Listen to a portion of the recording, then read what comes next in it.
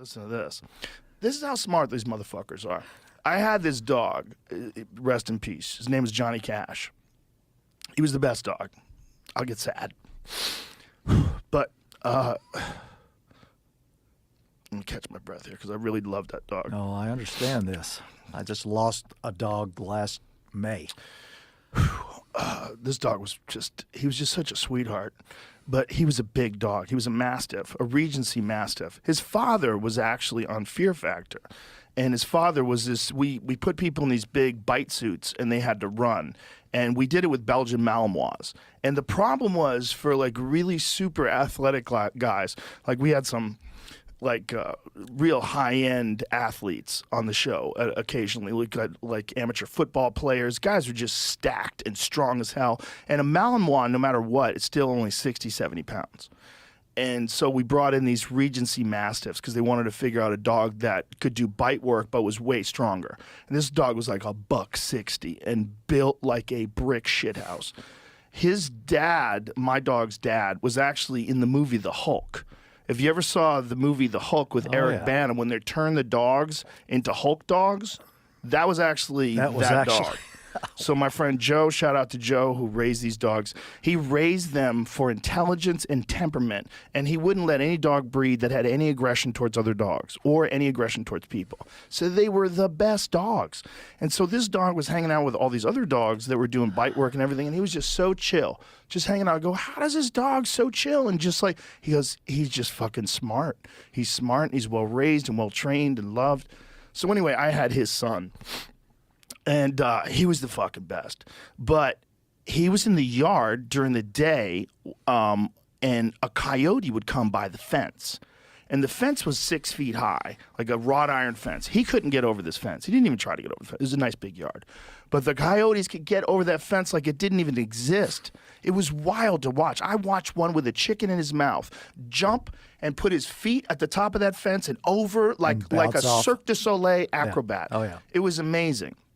So we had this large coop where the chickens were that the coyotes couldn't figure out a way to get into. And then, have you ever raised chickens before? My dad raised chickens. They do a thing called brooding. And what brooding is, chickens lay an egg, almost every day. But none of them are going to become chicks because there's no rooster. So these are unfertilized eggs. But they don't understand that. So they decide every now and again that this egg is going to become a chick, and they won't let anyone near it, and they pluck their feathers out, and they just sit on this egg, and they stop making eggs. And they get real weirded out. And the only way to cure them of this is to put them in a smaller pen with a post so that they have to hold on to the post to stand. They can't sit and squat like over an egg. So you put a post in there, put a small coop next to the coop. It takes I forget how many days it takes, but they get over it, then you can put them back in with the regular hens. Well, that little coop, this sneaky-ass fucking coyote had figured out that he could get my dog to destroy that little coop. Because my dog was huge. And so somehow or another, this coyote became friends with my dog, just kept hanging around. And my dog's like, oh, it's another dog, because he has a little dog friend. Like, this is my other little dog friend. Hey, what's up, buddy? What are you doing? He's like, hey, you want to know where the chickens are? And my pool guy fucked up and left one of the gates open into where the chickens usually are. And I was inside the house with my kids and my wife, and we were playing some sort of a game. I forget what game it was, but I saw in the background a coyote run across the backyard and hop the fence with the chicken in his mouth. I'm like, motherfuckers. I thought maybe somebody left the coop open or something happened, so I run outside, and there's Johnny standing over this destroyed coop that he was so proud that he busted apart. The coyote tricked him into smashing that coop, and then the coyote grabbed the chicken and ran off with it. I wish I'd known about this story when I was writing How America. amazing I would have is put that? it in there. How amazing is that?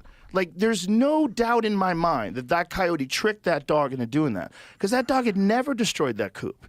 And then afterwards, he realized he's so strong, he can go right through the whole coop. So he tore a hole in the mesh, the chicken wire. He just tore it apart. He was so big. And then he went in and killed 9 of them. And Your dog killed 9 of he them? killed 9 of them. Oh, I man. had 22 of them at one point in time, and he killed 9 of them in one, like, in just as much time as it took for him to get out there. He fucked up a couple other ones too, but they lived. He was just grabbing him and shaking him and grabbing him and shaking. He was having a party. Unfortunately, he was taught to do that by the fucking coyotes. Well, I mean, this is an example of what one would call animal culture. You know, I mean, I make an argument for it in Wild New World that this is something that happens fairly commonly. Animals, just like us, have culture, and they teach one another things. That sounds like a pretty good for instance of it. Well, they're so clever. They're so clever. And it's so interesting, our thoughts about intelligence. Because just until recently, we've realized how intelligent ravens and crows are. About they can use tools. They understand water displacement. So if they can't drink out of something, they'll drop rocks into it so the water level raises so that they can drink out of it. Oh, yeah. I mean, it's brilliant stuff. So I wonder, because we don't have a way of measuring that with coyotes, I wonder how smart those motherfuckers are. Well, they are, I think, probably among the smartest of the wild animals, certainly in America. I mean, you know, one of the reasons we domesticated wolves and created dogs out of them is because, for one thing, we understood them. They live in the same kind of circumstances we do in social groups. They have to acculturate their pups just the way we have to do with kids. And so I think part of the explanation for why dogs are our oldest domesticate is because of their ability to understand us, to understand human language. I mean, this is one of the theories for early domestication of wolves, is that there were some of them that were not only hypersocial and so amenable to being with humans and hanging out with us, but also because there are some that were gifted word learners. We didn't have to learn their language. They learned our language. And I think that is probably an indication of, you know, coyotes are out of the canid family. All these creatures come out of the same family from 5.3 million years back.